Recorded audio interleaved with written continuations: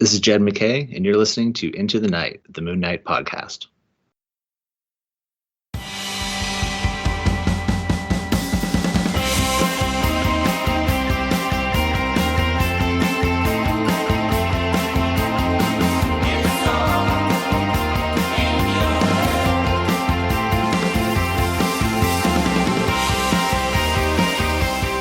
Yes, welcome back, loony listeners. You are listening to Into the Night, the Moon Knight podcast. This is episode 246, take 2, and you are with two High Priests of Khonshu.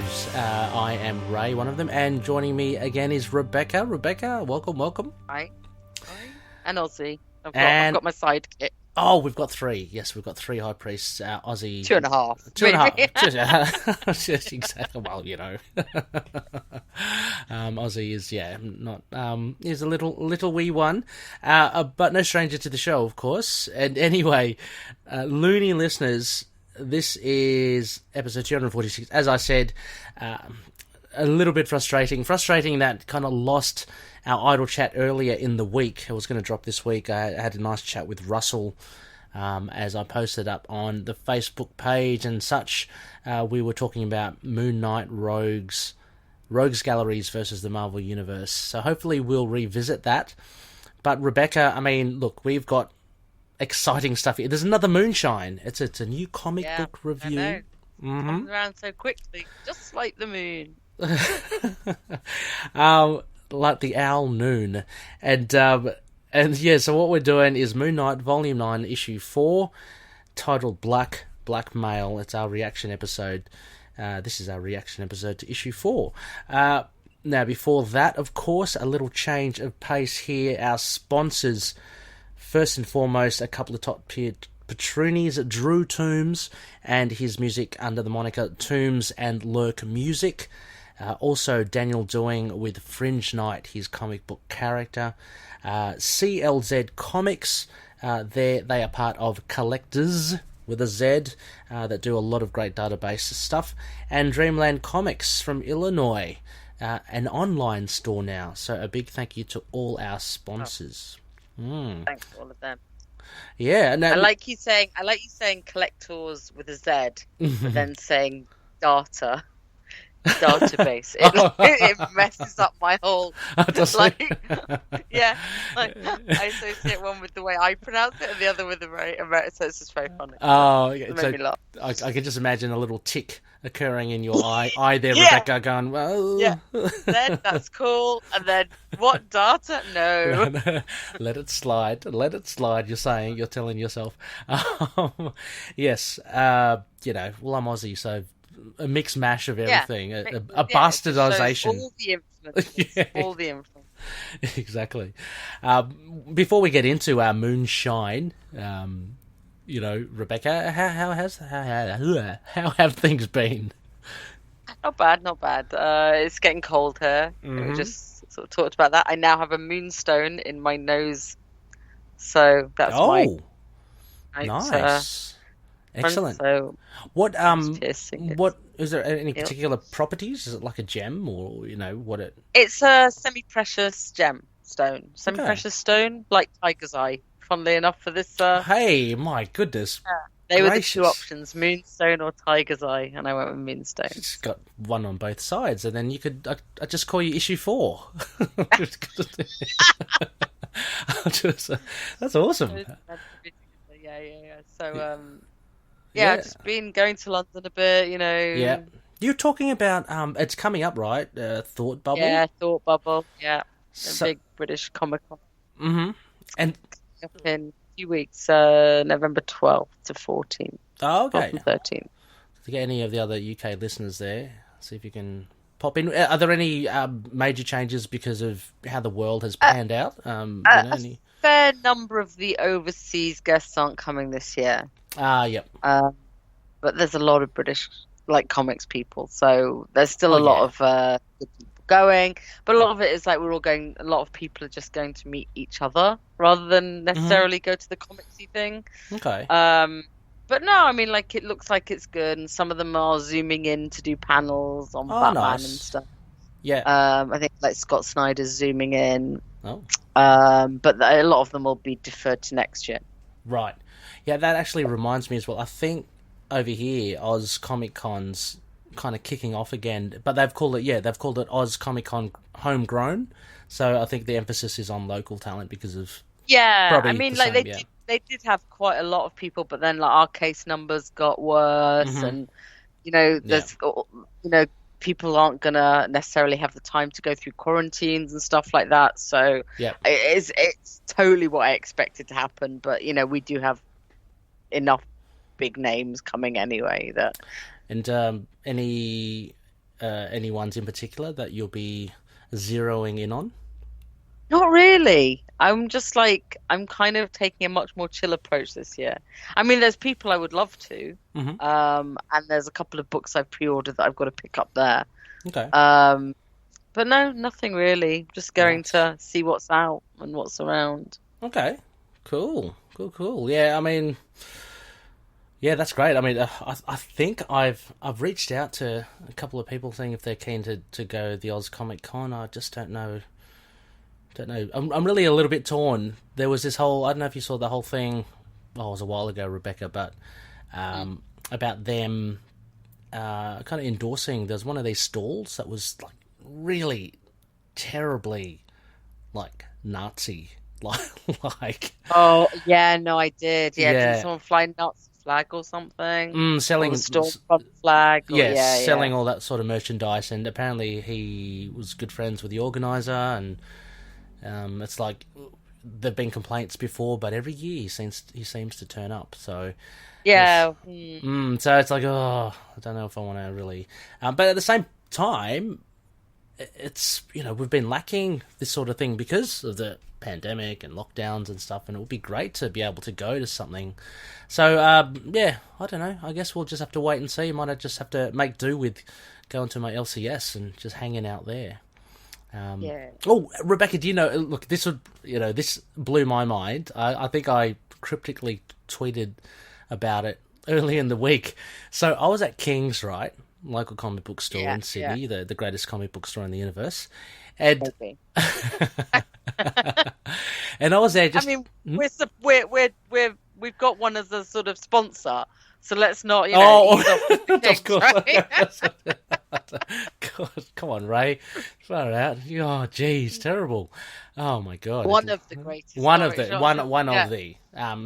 Australia's then. One of Australia's best. Yeah, definitely Australia. But I was over there just shooting the breeze with Scotty, who I always have a nice little fun chat with. And anyway, things were just. We were roaming around subjects because Scotty loves to chat, as do I, and we went from comics to, this and that. We went to footy, like rugby, and anyway, please bear with me, US listeners, as you do. And so it's like, oh, okay, cool, yeah. And he said, I used to work at the Leagues Club for the Tigers. I said, really? I said, I'm a huge Tigers fan. Yeah.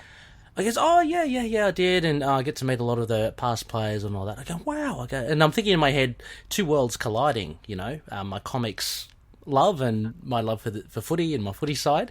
Anyway, he keeps on going on, and then he goes, then my dad's actually coming back from England. We're hoping to, and then it just clicked in my head because I remember his surname, Sheens, because I follow him on Facebook. I go, hang on, Scotty. Your dad from because we're talking footy. He goes, yeah, my dad Tim. I'm going, oh my God, Tim Sheens? And he goes, yeah, that's my dad. And for listeners who may not know, Tim Sheens, and I am a diehard Tigers fan. Tim Sheens was the Tigers head coach for over a decade, and he gave us a premiership, much beloved and stuff. So I told Scott, I said, you're bloody royalty, Scotty, you know that, don't you? And so I was absolutely floored at this revelation that Scott, who I've known for a couple of years, just from the local comic book store, is the son of the coach of the footy side. Wow. It's crazy. So anyway, big shout out to Scotty there, if you're listening. But yeah, anyway, that was my week, Rebecca. Well, that's an exciting week. Yeah, well, US listeners are probably going, what the They're probably still confused about what football we're talking about. Yeah, exactly. Rugby league. Actually, also a shout out as well to. I had a little check on Libsyn on listens. A shout out to Belgium and to Norway for some listeners there, or a listener there from each of the countries. Welcome. Anyway, Rebecca, I think it's time to get into some Moon Knight action. Yeah. So, as mentioned, we've got Moon Knight, Volume 9, Issue 4. Now, this is titled Blackmail, and for those that have read it will understand why. Rebecca, have you got perhaps the details there? I can get them very quickly. Yes. You mean the writer, etc., yes, etc.? Please. Yeah. Yeah, writer Jed MacKay, artist Alessandro Cappuccio, colour artist Rachelle Rosenberg, letterer VC's Corey Petit, cover artist Steve McNiven, Frank D'Amata. There's lots of variants. And who else do we need? Assistant editors Martin Biro and Annalise Bisa, and editor Tom Brevoort. And currently available on floppy or digital from Comixology. And we know, of course, this is a bit further on in February next year. Sometime the trade will come out, which this will be part of. Now, for listeners that maybe are unaware what Rebecca and I will do, this is very much similar to all the other comic book reviews we do of classic and modern. We'll go through a bare bones, which is a synopsis, and then Rebecca and I will then throw ourselves into some various aspects, bouncing from art to writing to characterizations to themes to references, and we will tie it with a nice and neat bow at the end with a moon rating. Now, Rebecca, I'm not sure I've made an executive decision to do away with the vanilla rating. I mean, it's boring as hell. It's there, but this is very unique to us. It is, yes, and gifted to us by Khonshu. Exactly, the third high priest. Well, apart from Ozzy as well, the third high priest of Khonshu. Third real one. So yes, a big plug, a big shout out to Khonshu.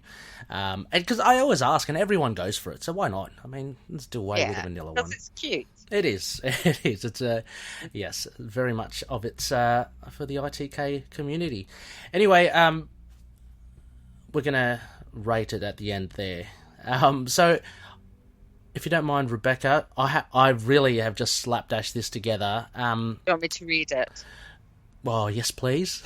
If that's okay. Thank you. Okay.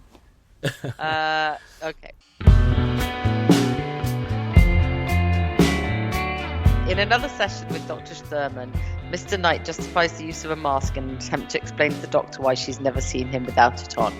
To Mr. Knight, the person that is Marc is insignificant compared to the symbol that is the Fist of Khonshu.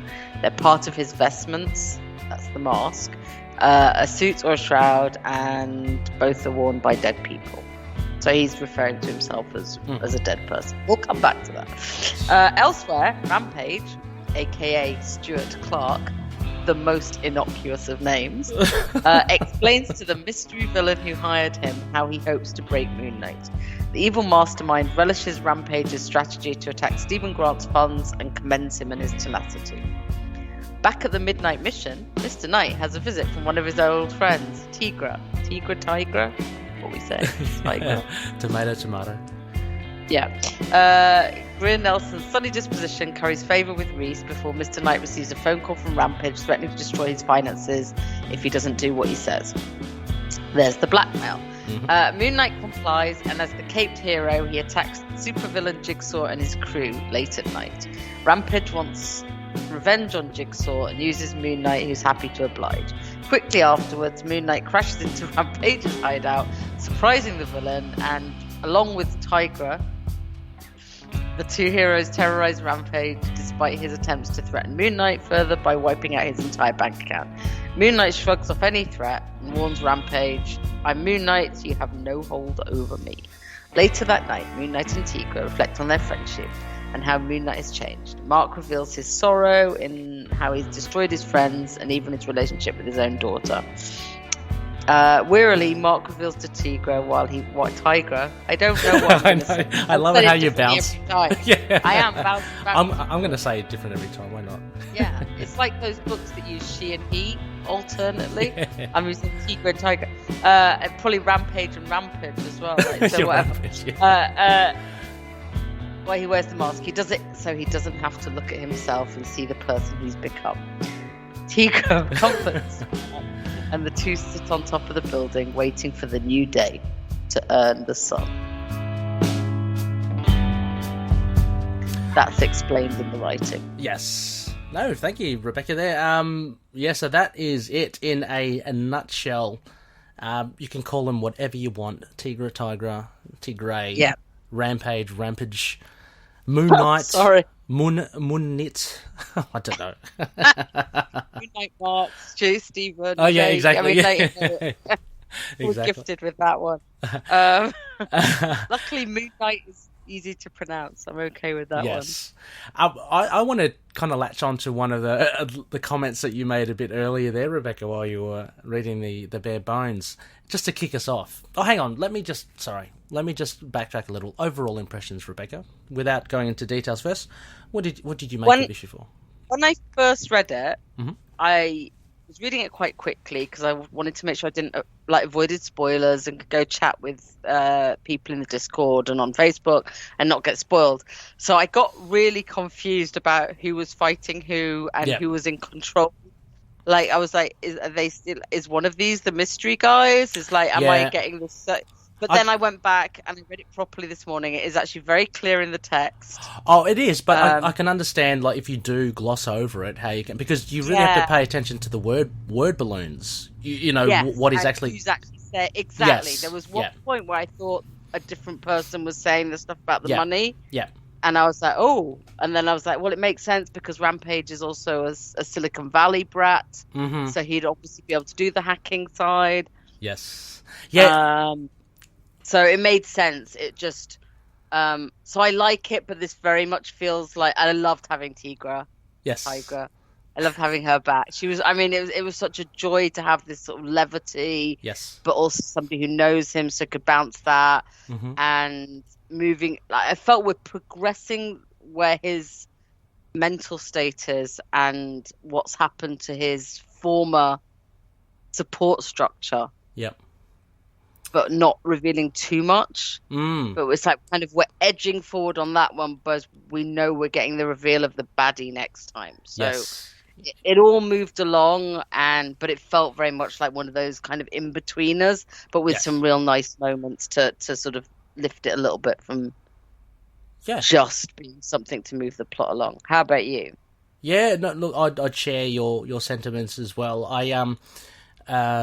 Reading it as well and reading carefully, when I got to that, sorry, without getting into details, but no, I enjoyed it. I thought there were, it was a slower issue, obviously, compared to, say, the last issue, which was nearly all action, and it depends on, I guess, whether you like it or not. I see it working well with the arc. If you read it again, if you look at it holistically, it probably works really well.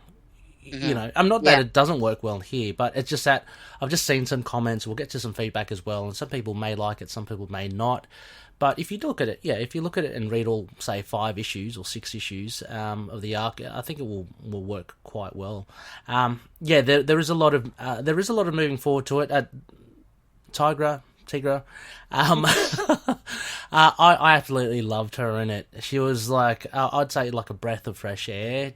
And again, not to say that it has been stuffy and, bad in any way, but it's just that she brings a different tone to the book. I'll give you another. I thought she was a ray of sunshine. Oh, yeah. I think that's a good way to put it. Yeah, she was. She hasn't got the baggage that it seems that the other characters do have at the moment. You know, there's a little bit of like a tinge of sadness, and there's more than a tinge with Marc later on. And he can talk to her because she does know his situation. I love the conversation that they have. So, they're just so kind of like intimate without just being Yeah, and Yeah. it comes like it's kind of bookended. Like you've got Dr. Sterman at the Mhm. beginning, who he's very cagey with. About Yep. that, Yes. it's Yeah. more like he has an agenda of what he wants to talk to the psychiatrist about, Yes. which is the whole the menticide thing, the sort of Mhm. the you know. And then, but with Tigra, he doesn't have that. Yes. He's just, this is finally he can tell someone what happened and how much the age of Khonshu messed him up, Mhm. and how much he feels he messed up. Yeah, I think also as well. Absolutely, I think the book ending is great. Like the whole theme, I've got that down as a theme of the masks. But there's even something in between that as well. He again explains the mask because Tigray is saying, "Let's see your peppers." And what are peppers? Peepers. Peepers. Oh, that makes more sense. I thought it was some sort of special. I don't know. It's slang for Peepers. eyes. The eyes. Yes. Yeah. Oh, that makes. Okay, I misread that. I thought it was peppers because I thought, what is this? Is that some new street jargon that I'm unaware of? Okay, peepers. Yeah. But yeah, she calls him out again, and he gives an explanation which is pretty flimsy. I mean, they dispel it straight away. They go. Oh, it's the standard superhero. Yeah. Yeah. Yeah, and hang on. You've got what is it? You're on IMDb. Legend of Khonshu executive. Yeah. So they call him out on it pretty quickly. So again, we get that theme of why are you wearing the mask? You know, it's almost as if like this issue should have been told instead of Blackmail, which it still has Blackmail in it. Probably should be called like the mask or something, because I found that a very strong thread that kind of ran through. Yeah. But yeah, well, it's the question you get at the beginning that you get answered at the end. Yeah, so it's great. It's nice. Yeah, but I also really like that. Like it's also done in the coloring. So like when he's with Dr. Sterman, because it's like 7 a.m. presumably because there's sun coming through the window. Mm-hmm. The room, everything is in browns and oranges. Yes. Obviously, Tigra is brown and orange. Mm-hmm. And then so it's kind of like it is bookending. These are the two people that he's talking to about the stuff, and in between you go into these very cold colors. Mm-hmm. Yes, mostly. Although there's bits of the sun where Rampage is on the phone to the other guy. Yeah, a shout out to Rachelle Rosenberg. The colouring is really on point. It is really cool. And the use of orange and blue. Sorry? There's a lot of oranges and there's a lot of blues. Yeah, and they don't mix too much, which is nice. And like if you just compare this with issue prior, like she uses a totally different palette. To create different effects. So it's not like, and that's in a good way. It's not like she's just choosing things willy nilly. There's a lot of thought that goes into it for the particular issue, and those cold blue lights of the computer screen for Rampage, I think work really well. I want to call out this amazing effect of this glowing Rebecca. So beautiful. And she does it a couple of times, like with the computers, the bank of computers. Yeah, has got that glow off it. Mm-hmm. The lens flare, we should say. The lens. Yeah. And then obviously Moon Knight, when he's standing surrounded by goons. Yes, and I would like to call out now, Mr. Cappuccio. Can I grab that artwork, please, if you're selling it? No, because I should really, but I would want to. Ray will probably pay you for it, so that's a much better bet. But it is amazing. I love this. And I've put in I progressively I'm getting more and more impressed with how Cappuccio's portraying Moon Knight. He's just kind of. I love everything about it. Yeah, spectral. He's like ghost-like. And this thing with the goons. Really dynamic as well. Yeah, it's almost like he's a blur. It's very... Yeah, and the funny thing is, you have the comparison to like where Tigra and Reese are talking. They're very defined. Yes, very. So it's defined. not, it's definitely a choice. And Mr. Knight is much more defined as soon as he's Moon Knight. Oh yeah, and there's that beautiful art thing. 1 page later, after all the action, where he's just standing, just hooded, and the perspective is from high with all the goons. trashed. And I think you mentioned in your notes as well, he's glowing there as well. It's just, really, really good art in that respect. But yeah, art and colours, I think they're working really well at the moment in this book, for sure. Rampage, I wanted to just mention as well, for a split second when I was first reading it, and I did for a split second, because again, you have to pay attention to the word balloons, whether or not he is the big bad or not. I was like a little disappointed, thinking, he can't be the big bad, can he? Because he's like, he's such a Z-grade character. Well, I think it was also because we'd been guessing at so many obscure characters that it was like, well, maybe. And then, so it was just like, I think we'd kind of I'd lured myself into that trap. Yeah.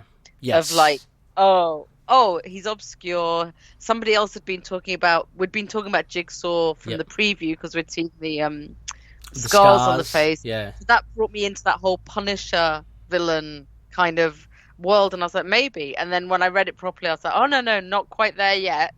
Yeah. Like, we're getting there, but not quite there yet. Not quite there, yeah. I mean, it was fun to see Jigsaw in this as well. I mean, Stuart Clark, who I just can't get out of my head. Stuart Clark is an Aussie-Australian bowler, a cricket player. So I know he is. Yeah, so I just, that's all I think of. But, I don't know, he's a little bit of a, I don't know, he's just a little bit of a weasel. I really love seeing Jigsaw in this. It was nice to see him. Because he's a big name, and I'd love to have seen how that fight would have ended up. But rest assured, you'd imagine Moon Knight came on top, because he visits Rampage shortly after. Yeah. Let's see if we go to. I'm just thinking of other. Art, sticking with art as well, I just wanted to call out the use of Moon Knight's cape. I found there were little references or at least nods to, obviously, the Sienkiewicz classic cape, where he's swooping in the air, and it's pretty much a crescent moon, which is really cool. I think it's a really long cape as well, which I love. It's huge. It's huge. It's voluminous. Voluminous. I think as well, I think Sienkiewicz actually uses it the other way, but it's still got the same effect with the crescent. Yeah, I mean, I think it's an impossible effect, but I like it. Oh yeah. So whatever. And then I've also cited Hefte Paolo's art, because when he kind of flops down on top of the building, like you're talking like huge amount of cape. This is a ridiculously huge amount of cape, and it just reminded me of that run, which is the Benson run after the Houston, so issues 26 to 30, where he has almost like a Spawn-like cape. I like that that kind of effect for Moon Knight. Yeah. But I don't know, any other points for, say, art or writing, Rebecca? I've got a couple of writing points. Something I really didn't like. I didn't like Marc referring to Hawley as a vegetable. Ah, right, yes. So Hawley being that janitor. It feels like a phrasing that went out in the 90s, if not earlier. And there are so many other ways to say somebody is comatose.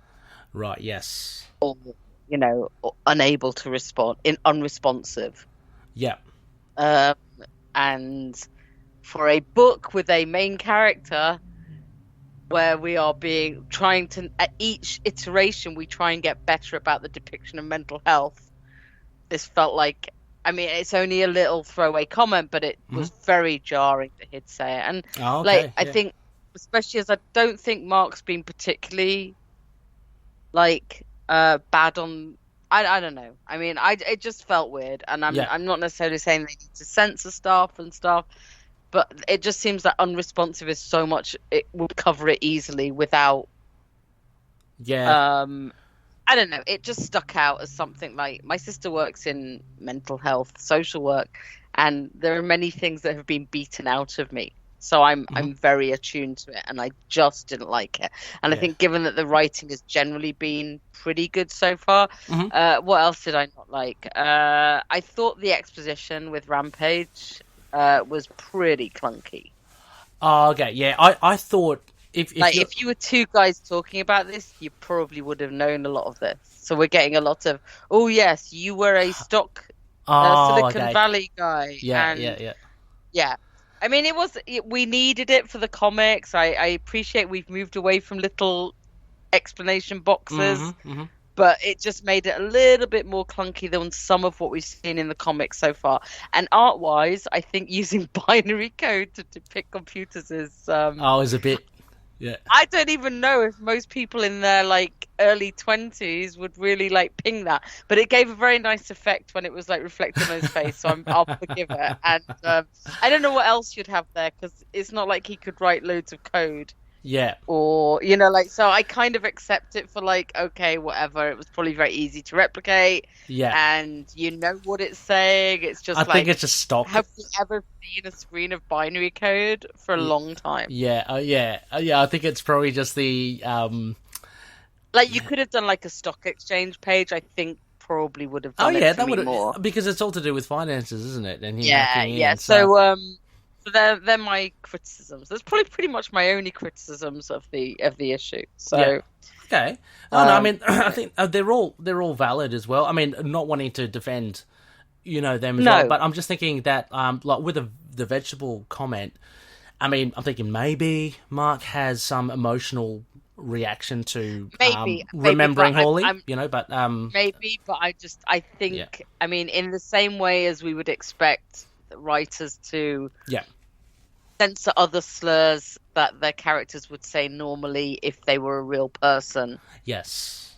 I understand. I would expect this one where there is an easy switch out that doesn't actually affect, unless they want to portray Marc to be like offensive all of a sudden, and I don't know. It just seemed maybe people don't think of it as offensive as I do, but I think it's pretty bad. Yeah, you just saw it like really out of nowhere. Like everything was kind of going okay, and then he says that thing. It's like, oh, that's a bit. Yeah, and it's not like one where I think it's different cultures. I'm pretty sure worldwide it's not acceptable anymore to refer people like when I was a kid is when I would have last used that. Yeah, and but hey, maybe it is reflecting something about Marc. I just don't want to defend it because I just don't think it's defensible. Oh yeah, fair so enough. I mean I'm sure there could be a reason that Jed was like, fine, I'll this is what I want him to say for this reason. I just don't happen to think that we need to be the people defending that. Yeah, fair enough. We all know that's a possibility, but I just think it's bad. So yeah, no, that's fair enough. Yeah, I mean, and looking again with a critical eye, I mean, you mentioned about the exposition being clunky. I thought, for me, what kind of didn't work for me was when Rampage dropped that little hint of, there's an ethnic festival, really loud outside, and I'm thinking, oh gosh, let me guess, this is gonna somehow trace him, like where he, and lo and behold, that's how Moon Knight tracks him. It was a little bit. Said that, like, because he's a baddie, I don't mind him saying something as stupid as ethnic festival. Festival. I don't mind him dropping the ethnic in, because number one, ethnic in itself is not an offensive word. And number two, I mean, but you're right, it was a bit clunky and it was clearly a clue. Yeah, it was. Yeah, that was it. That was the main thing. It was just like clunky in the fact of let's drop this. If you think Reese was a teenager, can we just go back to? No, I didn't. Actually, no way.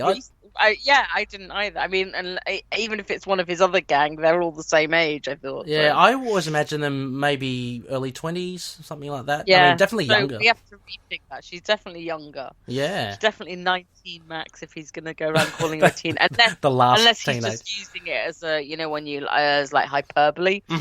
Like, as in, she's half my age, therefore she's a teenager. I do that sometimes. I call you all kids, Oh, yeah. True. That's, yeah, and look, comics are a funny thing. I remember in the Bemis run, wasn't Diatress, she was like very small in one issue, and then that other issue, she was almost like a mid-teen. It's like, what? Did she grow? She definitely had a between like 9 and 12. I'm not sure if we ever really worked out how old she was. Yeah. Maybe we did. I don't remember though. But sticking, I guess, with that point, Rebecca, as well, and you did mention it in that last talk with with Greer on the building. There were a lot of things that came up bubbling to the surface from Marc, which I found quite interesting. Namely, what he thought of his friends, but more interestingly, what happened to Dietrich, which is Well, I thought the really interesting. Number one, it was adorable that Tigra put her tail round him. Yeah, they get closer and closer on the thing, and then when he finally gets to the worst of it, her tail wraps around him. So Ozzy approves. So, but I just want to look at some of. If we're going to talk about the language, being very careful here. Mm-hmm. He says he's done bad things to people, mostly ones who deserved it, but also people who didn't. The ones who loved me, they're either dead or they hate me. So that's supposed to cover all his previous support characters there. I'm assuming they hate him, but I'm assuming that, but I'm assuming there's a possibility some of them may have died. Yeah. I found out I had a kid, a daughter. After the age of Khonshu, her mother took her away, left the country, told me never to come after them, said I was dangerous. And it seems really strange that, Marlene would suddenly... But then, the age of Khonshu was another level of, crazy. It was. In terms of, taking on the Avengers and stuff like that. And she's also a mother now, which changes things. Mm-hmm. There's plenty in here. It's great. There is a lot in there. I betrayed every friend I had in the Avengers, so that's just the Avengers. But it also still leaves open. I'm gonna put this in here. Mm-hmm. My random suggestion from last week that the mystery villain is since we know it's not a Moon Knight villain, that it's a Moon Knight ally. Oh! I'm just throwing it in there that Frenchie's on my list. Oh! That betrayed is... badly enough. I expect it to be 100% wrong. Still going with full killer, but Frenchie is. If we're talking about careful language, mm-hmm. Yeah, no. I mean, that is interesting. We are one issue away from finding out who this person is. Look, if I'm to be completely silly, Rebecca, as well, because you know how they portrayed Frenchie in the past. So when this mystery person's talking to Rampage, at least the person's not saying the information. Yeah. So, that would be the giveaway. That would have been a dead giveaway. Your French accent is I can't understand you. Wherever it's I honestly don't think it will be him, but I think that Crawley. I think it opens up. I'm just throwing that out there to be a total dick. Really, it's just we said no Moon Knight enemies, but if he's betrayed everyone and they all hate him now, maybe they want to get him back to basics by breaking him down. I mean, the motive sounds plausible as well. So that's pretty cool. I mean, we'll have to again. It's interesting. But I'm looking forward to next issue. Yeah, me too. But I did love him having a friend he could actually talk to. I loved him opening up. Mm-hmm. I was so sad when he took his mask off. Yes. I'm actually starting to dig the fact that this really does tie in with the Age of Khonshu. Because you know how sometimes when characters... they ignore... Yeah, they ignore when they make appearances in team books and stuff. I'm actually... And, we know our thoughts on Age of Khonshu as well, but I'm actually starting to kind of like it, how it's being integrated, how Jed's actually made that part of his definitely solo. Triggered that a different path for Marc in his relationship with Khonshu, his relationship with himself, and in that his DID seems mostly under control. Yeah. And is trying to find where's the way forward after this new traumatic event, which is what he's done. Yeah.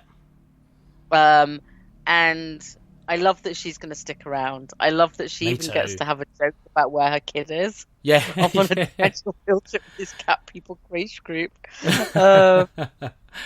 Yeah, I do remember that she does have a child, but I just can't remember her arc. But it just means there's a lot for them to talk about. Yep. He's already taken his mask off to her, within an issue. Well, he works and kind of almost resides with Reese. Get inside of him. Well, he sleeps in a sarcophagus. Can we please talk about that in the beginning? Yeah, exactly. I got visions of Ben Affleck in that, flotation. I laughed about it, and then I was like, okay, but he really does believe he's been touched by God, so maybe this is it. But it's like seeing the sarcophagus next to the Apple phone charger. Yeah, and a cracked screen at that as well, which is cool. Cracked screen, because obviously he's always going to drop his phone, and then the very cool ringtone. And yeah, Rebecca, that reference, there's a reference there for that ringtone.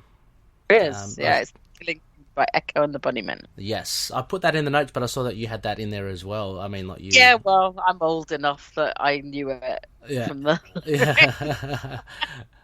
But yeah, and I commented that it shows he has good taste in music. Yes, along with his love of Dazzler, which we already established.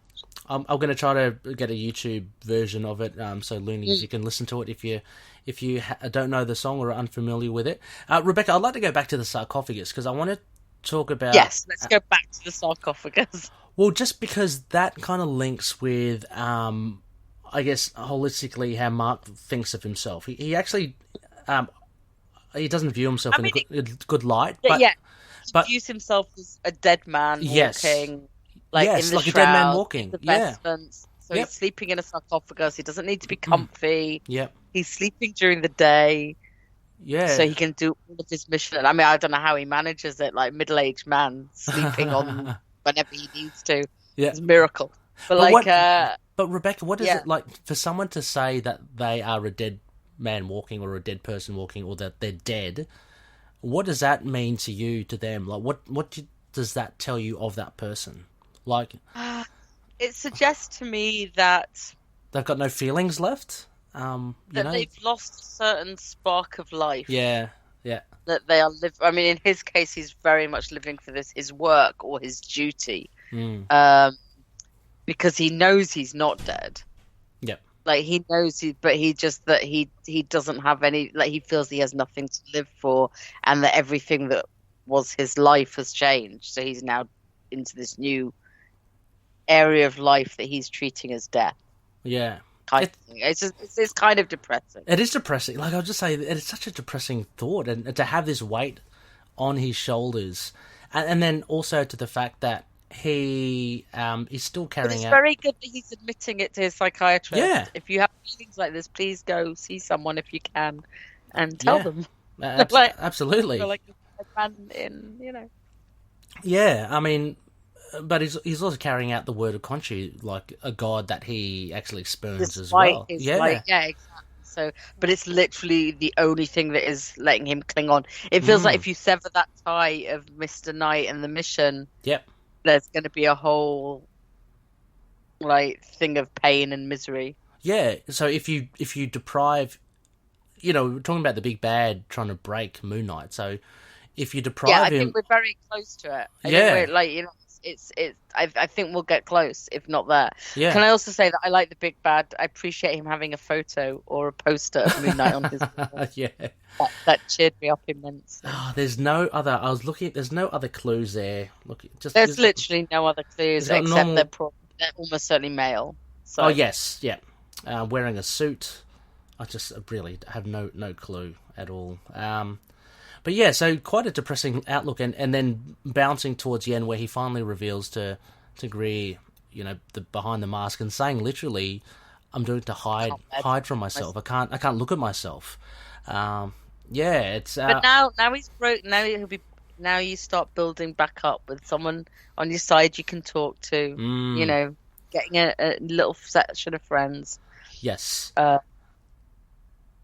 need to go to the unallowed space of the podcast to talk about the themes of this issue. Oh, okay. Which you know what it is. I've put it under themes. I'm going there. Oh, okay. Hang on. Let me have a little look. Oh, yeah. Okay. Sure. So I apologize in advance to long-term listeners and new listeners, but I think you have to note there's some playful Batman nods here. Okay. Yes. All right. He says, "I'm not a great detective." Oh yes. I never said I was a great detective. I laughed at that. There you go. Yeah, I laughed at that one. You can't not laugh at it, right? It's a playful allusion to Batman.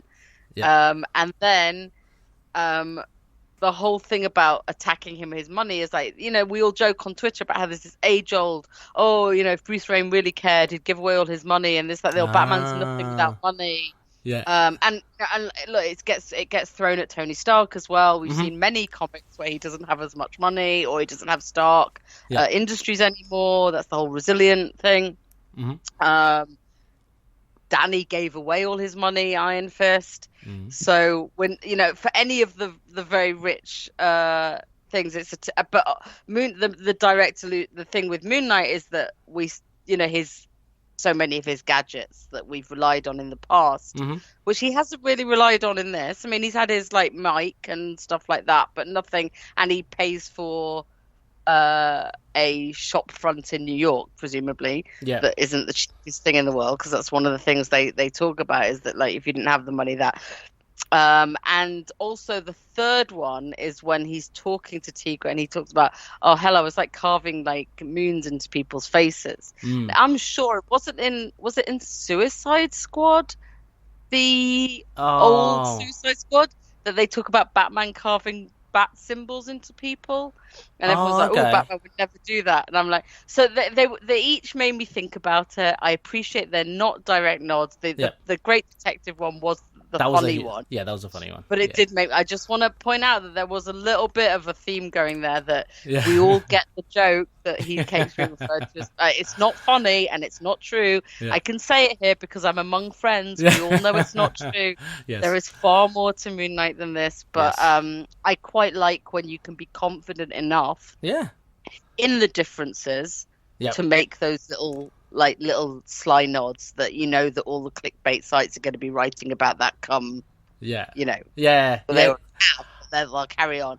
So if you assume that some people will be coming to this character new in like February with the trade, it's it's a nice little nod there. But I think in general the bigger theme was friendship and what that can do for you, and how much he's missing his support structure and building a one, which is something that another certain hero has always had to do. I mean, it's certainly seen here. I mean, basically, Greer Nelson, takes the cake for it in this issue with it. I mean, we don't see much of Reese and the other, and Soldier and stuff like that, but we have that history and the affinity between the two characters, and that, as you say, that really does carry along this friendship theme across. Those little nods. I'm not against little nods like that. No, not at all. They give me a smile, and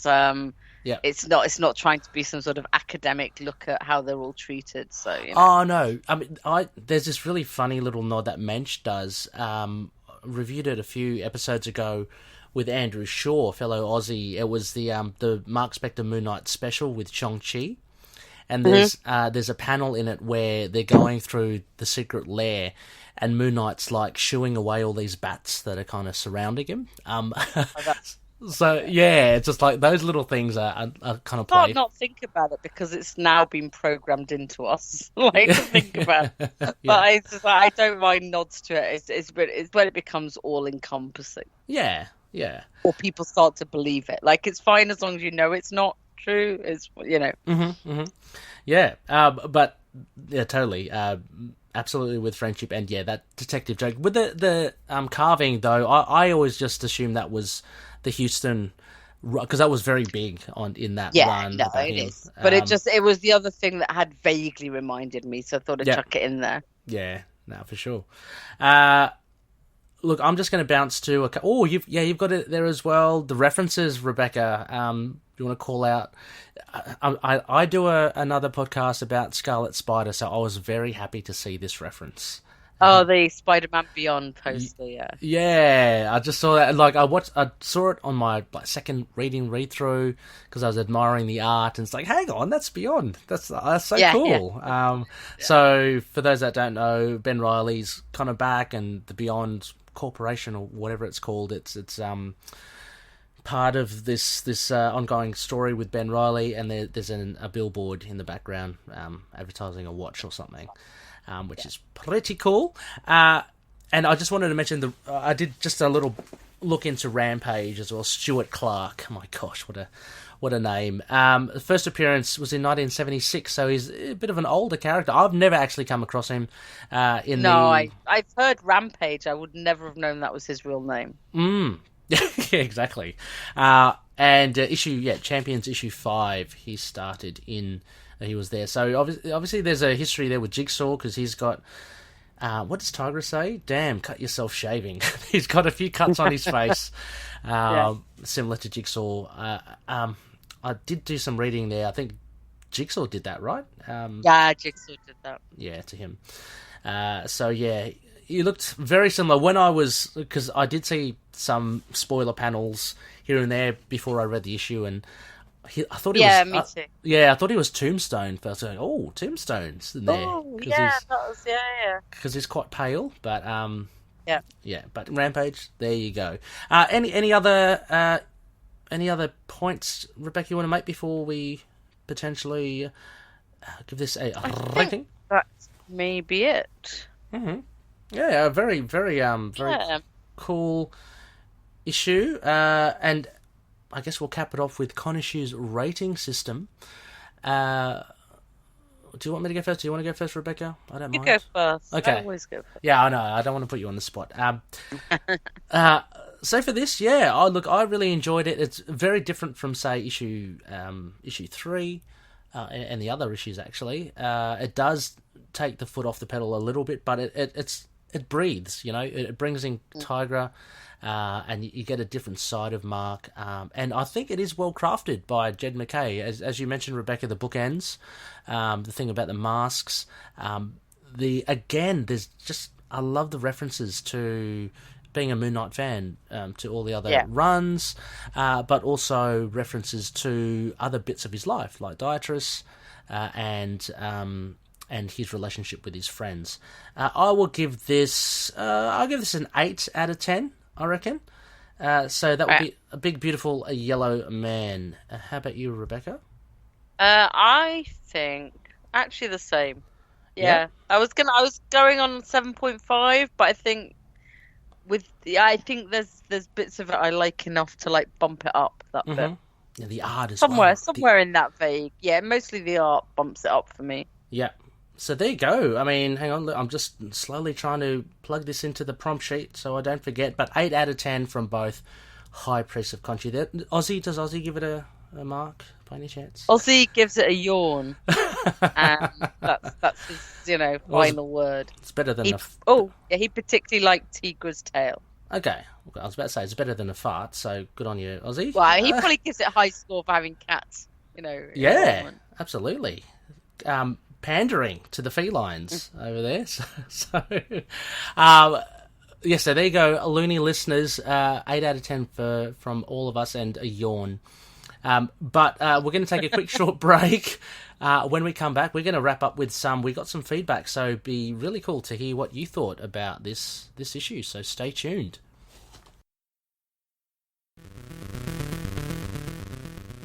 Hello, I'm Alan. I'm Rebecca. And if you're listening to this, then we recommend that you check out our podcast, the DCAU Podcast, where we watch the original DC animated movies, starting from Batman Mask of the Phantasm and continuing on to Justice League Dark, Apocalypse War, and beyond.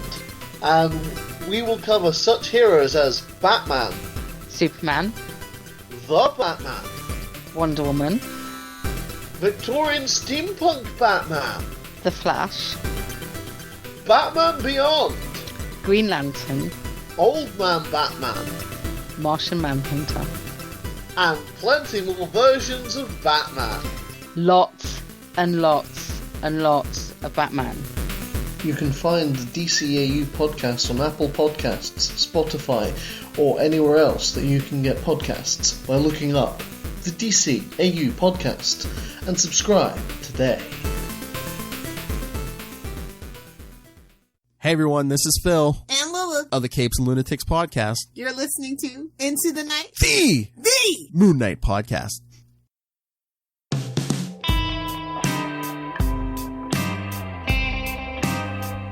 Yes, welcome back, loony listeners. You are listening to Into the Night, the Moon Knight podcast. You are with your two High Priests of Khonshu and a half. Aussie still with us, I'm glad to hear. Rebecca, we have some feedback here for Nightlines. That's my introduction to this segment. So thank you so much, listeners, for dropping in your thoughts. It's always great to get reactions for new comic book issues. So we got a varied response here, Rebecca. So shall we dive into it? Let's alternate. So from the Facebook page, I'll kick us off. Mario Di Giacomo, hello Mario, says, another great issue, although I'm pretty sure MacKay was trolling his readers with those preview pages. I wonder if Moon Knight was able to save any of his cash. It was also nice to see some closure on Moon Knight's daughter, and the unmasking scene was particularly well done, I thought. Can we keep Tigra around for a few more years? Yes, please. No real clues as to whom the true big bad is, so I'm going to stick with my Deacon Frost theory. Yes. Okay, I like it. Yes, I'm up for that. Deacon Frost, yeah. Yeah, me too as well. Keeping with the vampirism. But yeah, no, absolutely. Thank you, Mario. Yeah, we share the same sentiments of the daughter, the unmasking. Sorry, Rebecca, what does he mean by Jed MacKay was trolling his readers with those preview pages? Right, so the preview pages were from the middle of the book, not from the middle, not from the front like they normally are. Ah, okay, right. They were the bit where they're talking about the actual blackmail bit and like, I'm going to take all your money and this like that. I don't know. I don't know how much the writers get to choose. I don't know. Maybe they do. Maybe we can ask him. Maybe they thought it was boring to start with the Dr. Sterman again. Yep. And they just wanted to give a hint of the action. Give a bit of something else. Because they were that, and it also showed Tigra arriving. So yep. I don't know how that came about, but it was a marked difference to how preview pages are normally done. So yeah, no, well spotted, Mario. Thank you for that. I get Rick. Rick. He said, just when you think this run can't get any better, this knee slapper drop. Those last couple of pages on the roof with Marc pouring his heart out to Tigra were truly heartbreaking and something I didn't expect to see in this issue. Overall, another great one and done. 5 out of 5. Whoa, Rick Paul special, firing in a full marks. Well done. Yeah, that rooftop scene really, I mean, it's just well written, like with a lot of care towards each other. Well, actually, more for Tigra, caring towards Marc. Really good. So thank you, Rick. A short one here, short and sharp, from John Marsden. He said, bored the piss out of me, to be honest. Fair enough. Because I did see this comment before, and I thought, oh, okay, maybe it was like a slow one. There wasn't any action. I thought there was action in there. It was good to see Jigsaw in there. But everyone comes at it with different opinion. That's fine. Absolutely. But hopefully, John. Hopefully the next couple of issues will be good for you. Yes. Yep. Then on the Facebook group, John Marsden again said, I don't see the point in buying Moon Knight variants. McNiven is banging out these cover A's like Vincent Van Picasso on Speedballs. Pure class. Okay. I think I sadly responded that I'm not a massive fan of the McNiven covers. So yeah, I'll put my hand up. They're a little bit too. I appreciate their really good art. Yeah. I have just personally bought a lot of the variants instead because I don't love them. Oh, but I do like the idea of Vincent Van Picasso as an artist. So cheers for that. Thank you, John. You have a way with words there, and Eve would be rolling in her bed, being Dutch and all, having been one of her favourite artists, I guess. So no, thanks. Yeah, and each to their own, I guess, with the art. But yeah, McNiven doing his thing. Another one here from Josh Johnson, and he writes in, thought this one was a good one. I remember Josh wasn't too impressed with the last issue, and he goes on to say, good to see Tigra turn up again, and I obviously like the callbacks to the old West Coast Avengers. Nice one and nice one and done story, though I wish we could have seen Moon Knight fight Jigsaw. Yes, me too. Instead of off panel. Art continues to be amazing. 8 out of 10. Thank you, Josh. Share our marks as well, so regard it highly. Marley Schaefer said, I had to. This is my dream cover. I'm guessing had to buy this issue. Oh, sorry, this was the Venom cover. To the covers. Yes. Really enjoying these solo issues that feel lightly connected to each other along with Moon Knight's history. It's new reader friendly while giving a nod to seasoned loonies. Is he slowly assembling his own team? Oh. I think he is. I think he's slowly assembling his new team because that's so cool. Let's not forget the old team. Yes. That we love. But yes. Yes, so we got Tigra in there as well. So with Soldier and Reese and Shannon and Terry. Yep. So cool. No, thank you, Molly. And yeah, sorry, that was in reference to that variant cover with Venom. Yeah. That was a good variant cover. That's cool. It's just very freaky. Yeah. We got a couple left here from the Facebook group. We have the Power of Chad, and he writes, I adored the Tigra interactions. I can't imagine how hard it'd be to see a comrade go through everything Marc has since West Coast Avengers and just deal with that, and yet she's stuck with him. Has Marlene made a permanent exit from the comic? Well, she's left the country. Maybe we can have Marvel UK. The action was a tad short, and it didn't feel like the issue resolved anything. It just tied up a villain that only challenged Marc's endless cash pit. The colours were phenomenal, absolute beautiful work, couldn't agree more, on the civil twilight cityscape and the neon backdrops. All things considered, getting a 4th golden issue would be difficult. 6.5 out of 10. Okay, so Chad gives it an average mark. Fair enough. Yep. And I have Russell from Tomes of Evil. Give me a keg of beer. It really made me want Tigra and Marc back permanently. Together, I presume. Marc is... Well, I mean, hopefully they're both permanently. We agree. Yes. The chemistry between the two in this issue is great. Their relationship's fun. It was also fun to see Jigsaw. Agreed, all round. Agreed. Thank you, Russell, as well. Yeah, and Jigsaw... such a, because he's kind of semi-well-known, I guess. He's been in movies, so it's huge. Yeah, it's a biggish character, so that was fun. So thank you, Russell, and I'm hoping Greer stays for, a while, please. Anyway, I'm just going to veer a little here on YouTube. Now, this was in response, because we didn't have an idle chat, so this was in response to another of our episodes, the last one on the Volume 8 price guide. And again, this is from CMK7, beep boop, beep boop, boop. And he says, great job, Ray. So surprised that such seems recent issues are already turning over in value. Imagine when the show finally hits. Wish I wasn't so particular in purchasing variant covers. I always thought it was a marketing gimmick, but sounds like you can strike gold with the right variant. And I can't recall ever even seeing Virgin covers on store shelves. Unlucky, I guess. Please keep this series up. I'd love to hear what older issues are up to these days. Yeah, no, thank you, Chris. It was fun to do. I'm hoping to cover the other volumes just because it's just interesting to see. I mean, it's not everyone's kind of kettle of fish, but... Rebecca, have you ever come across Virgin covers at all? Oh, yeah. Where do you get them? Like, are they from comic book stores or are they cons? It depends on which the comics are and if they're what kind of variant they are. What do I have Virgin covers for? So sometimes they'll just do a run of them as variants. So because they want to like DC did a set of Virgin variants. Okay. If they're trying to highlight the artist or something, and I think sometimes the events ones get Virgin covers, or they're like for the Moon Knight ones, like for issue 1.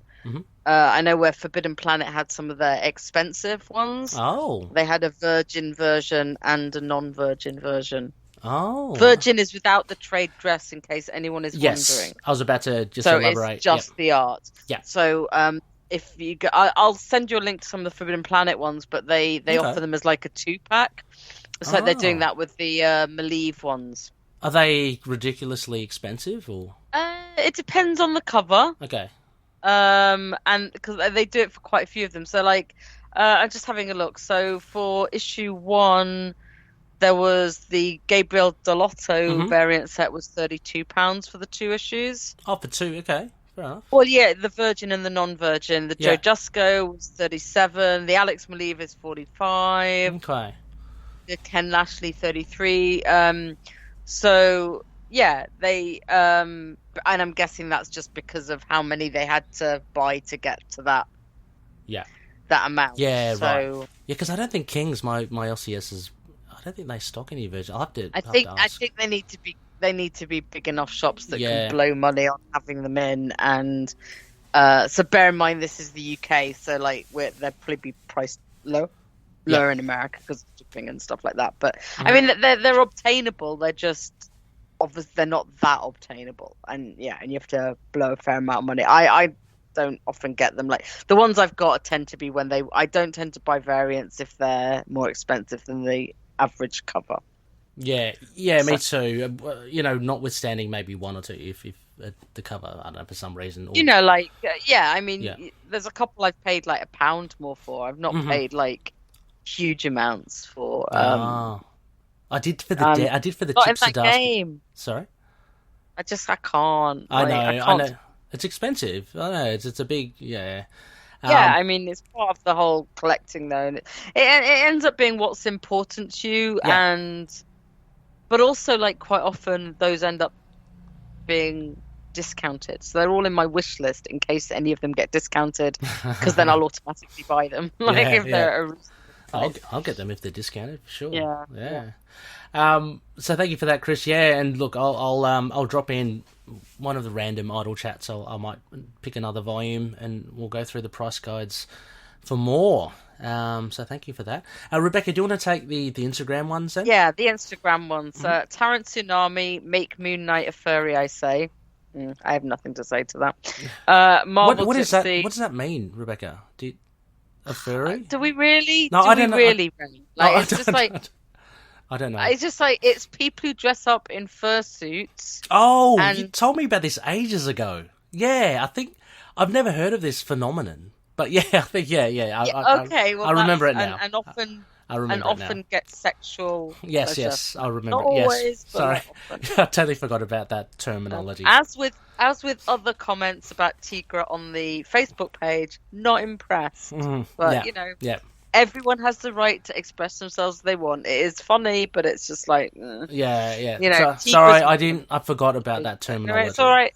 Marvel Gypsy. I thought it was a good read. I did miss the hardcore fights though. I wish there was a better fight scene and more intensity. I thought the artwork was good and the storyline was okay, just a tad slow. So I think so similar. People wanted to see the Jigsaw and less, maybe less chance. And look, again, I'd say, look, as a whole arc, this being preceded by issue 3, I think you get more than enough action.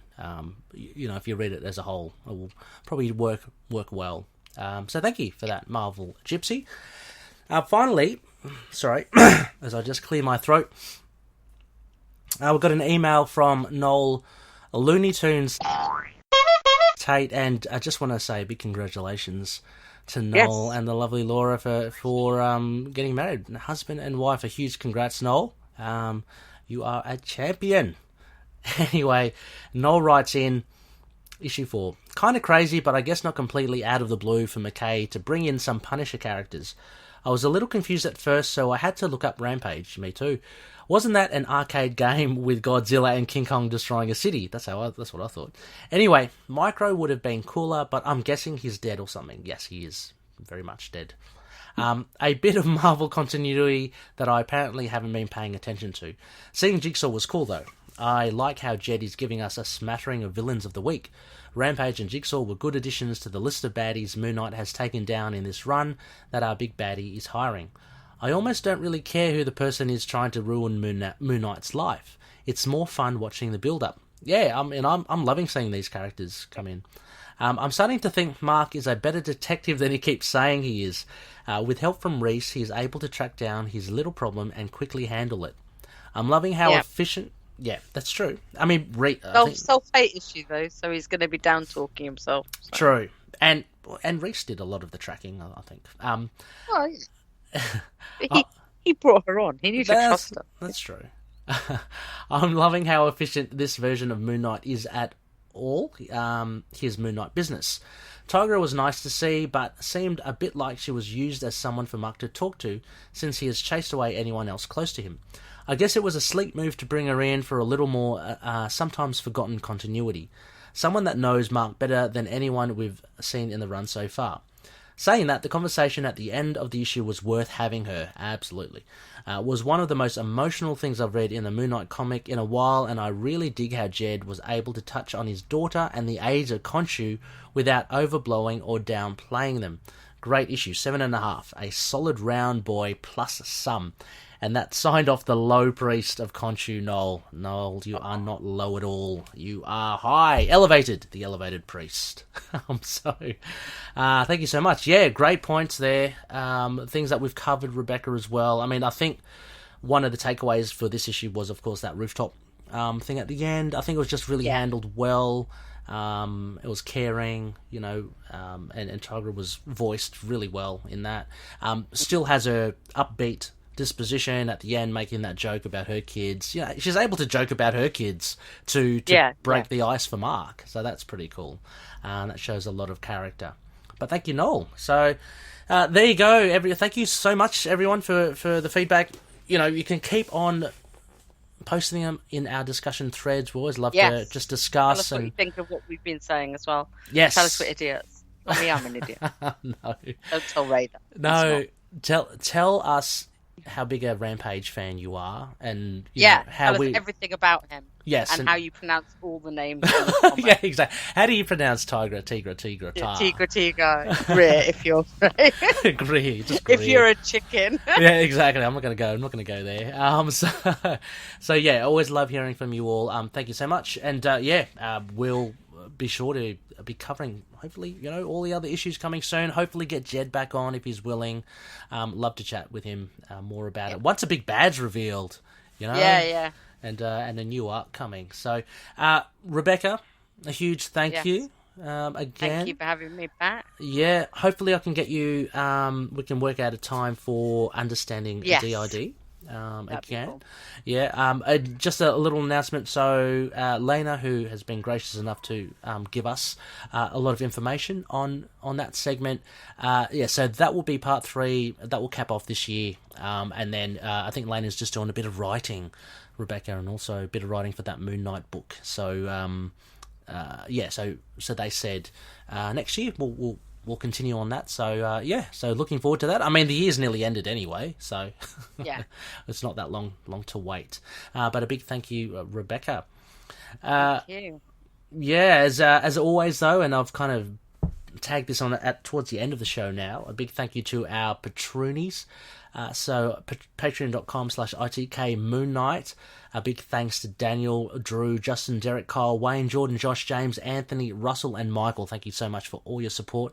And anyone who's keen on becoming a Patreon member, privy to bonus episodes, scripts, uncut material, that sort of stuff, videos, please check out. Uncut content is definitely worth it. Oh, yeah, exactly. Well, if you join now, you can hear what happened in the break in this episode and how I was just copying and pasting stuff while Rebecca was patiently waiting. Really it's brilliant listening. Have a listen. So anyway, patreon.com/ITK Moon Knight. Also our sponsors, CLZ Comics from collectors.com, a database full of for all your needs, whether it be music and books, comics, movies, TVs, Blu-rays, stuff like that. Fantastic. Go check them out. Collectors.com. Fringe Night by Daniel, doing an original indie comic based on Erie, Pennsylvania's very own mysterious superhero. Support Daniel's creation at patreon.com/Fringe Night 27. And that's a night with a K as well. Also, other sponsor, Drew Toombs. His music is available both on SoundCloud as Toombs and Bandcamp as Lurk Music. Go check out Toombs on soundcloud.com/Toombs and Lurk Music on lurkmusic.bandcamp.com. You can buy Drew's music there. Finally, Dreamland Comics. If you use the code MOON, you'll get 20% off all their online stuff. go get yourself some more Moon Knight material. And finally, we are part of the collective. Looked at a load of shows here. Rebecca, part of a really cool one, DC Animated Universe podcast as well. And Rebecca, I'm going to give you another shout out with the other one of yours, Sons of the Dragon, and the Immortal Iron Fist podcast. That's just a smattering, just a little taste. Both this weekend. Oh, lovely! There's going to be plenty of content, listeners. Yeah. So that was just tip of the iceberg. There's plenty more shows. Go check it out on the link as well in the show notes. And finally, please email us, feedback@itkmoonnight.com. Be like Noel. Email us and tell us your thoughts. We've got a website, itkmoonnight.com, and we're on Facebook, Twitter, Instagram, YouTube, Discord. Get vocal. And also, incidentally, Apple Podcasts and Podchaser. If you'd like to leave us a review, that'd be really cool. It will just help us reach out to other loonies out there who may be in the wild. So, please do. That about wraps us, Rebecca. Any other final words from yourself or Ozzy? I haven't heard a little squeak from Ozzy. No, like he's having a nap. He's probably got bored of us and he's just like given up. Yeah, there's no food here. Yeah. there's no food here. He knows I'm about to get lunch. So lovely. Well, planning. Excellent. Well, have an awesome lunch, Rebecca. Hope you get to do some productive work in the meantime as well. And loonies, we'll say, may Khonshu watch over the denizens of the night. Catch you later. Bye.